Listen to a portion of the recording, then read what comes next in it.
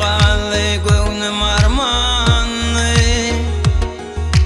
Bir gün seni görmesin, ruhumda söygünü duymasa, bu beden yanında kalmasa ölerim. Sen bilen yüreğim başkaça vursa da, gelle bu söygümüz ayrılık kursa da. Sen bilen yüreğim başkaça vursa da, gelle bu söygümüz ayrılık kursa da.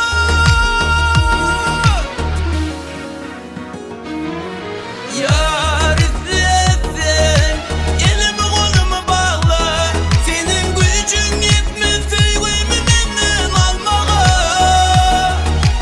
Yar izlesin, yüreğimi vurganca, yine sözün bilen yüreğimi yaralama.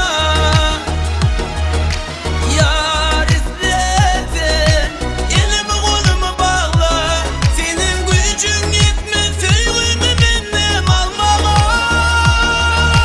Yar izlesin, yüreğimi vurganca, yine sözün bilen yüreğimi yaralama.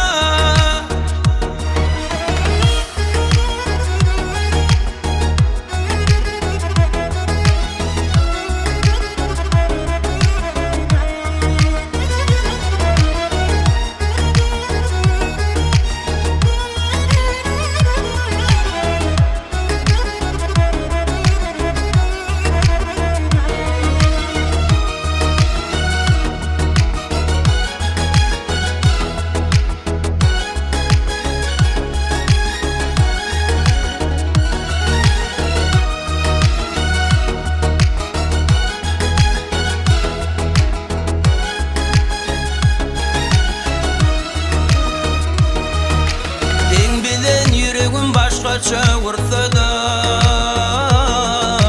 gelle bu söygümüz ayrılık kursa da.